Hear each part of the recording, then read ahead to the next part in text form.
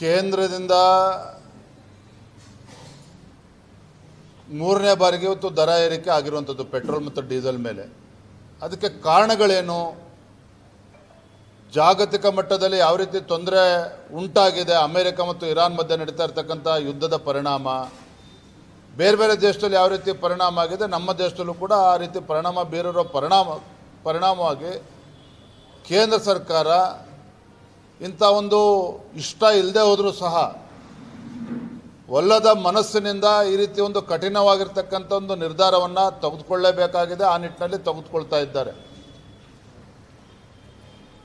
ಆದರೆ ಇವತ್ತು ಮಾನ್ಯ ಮುಖ್ಯಮಂತ್ರಿಗಳು ಹಿಂದೆ ಹಲವಾರು ಬಾರಿ ಹೇಳಿದ್ದಾರೆ, ನಾನಿದ್ದಿದ್ರೆ 10 ರೂಪಾಯಿ ಕಡಿಮೆ ಮಾಡ್ತಿದ್ದೆ ಅಂತೇಳಿ. ಆದರೆ ಇದೇ ಸಿದ್ದರಾಮಯ್ಯನವರು ರಾಜ್ಯದಲ್ಲಿ ಕಾಂಗ್ರೆಸ್ ಸರ್ಕಾರ ಬಂದ ಮೇಲೆ 3 ಬಾರಿ ಪೆಟ್ರೋಲ್ ಮತ್ತು ಡೀಸೆಲ್ ಮೇಲೆ ತೆರಿಗೆ ಹೆಚ್ಚು ಮಾಡಿರುವಂಥದ್ದು ತಾವು ನೋಡಿದ್ದೀರಿ. ನಾನು ಹಾಗಾಗಿ ತಮ್ಮ ಮೂಲಕ ರಾಜ್ಯದ ಜನತೆಯ ಪರವಾಗಿ ಮಾನ್ಯ ಮುಖ್ಯಮಂತ್ರಿಗಳಿಗೆ ವಿನಂತಿ ಮಾಡ್ತಾ ಇದ್ದೇನೆ, ಜಾಗತಿಕ ಪರಿಸ್ಥಿತಿಯನ್ನು ಅರ್ಥ ಮಾಡಿಕೊಂಡು, ದೇಶದ ಪರಿಸ್ಥಿತಿಯನ್ನು ಅರ್ಥ ಮಾಡಿಕೊಂಡು ತಮ್ಮ ಹೊಟ್ಟೆ ತುಂಬಿಸ್ಕೊಳ್ಳೋಕೆ ಇವತ್ತೇನು ಇಲ್ಲಿ ಪದೇ ಪದೇ ರಾಜ್ಯದ ಜನರ ಮೇಲೆ ಬರೆ ಎಳೆಯುವಂಥ ಕೆಲಸ ಮಾಡಿದ್ದೀರಿ. ಇಂಥ ಸಂದರ್ಭದಲ್ಲಾದರೂ ಕೂಡ ರಾಜ್ಯ ಹೆಚ್ಚುವರಿಯಾಗಿ ಹೇರಿರ್ತಕ್ಕಂಥ ತೆರಿಗೆಯನ್ನು, ಪೆಟ್ರೋಲ್ ಮತ್ತು ಡೀಸೆಲ್ ಮೇಲೆ ಹಾಕಿರ್ತಕ್ಕಂಥ ತೆರಿಗೆಯನ್ನು ಇಳಿಸುವಂಥ ಕೆಲಸ ಮಾಡಬೇಕು ಅಂತೇಳಿ ರಾಜ್ಯದ ಜನತೆ ಪರವಾಗಿ ತಮ್ಮ ಮೂಲಕ ನಾನು ಆಗ್ರಹವನ್ನು ಮಾಡ್ತಾ ಇದ್ದೇನೆ.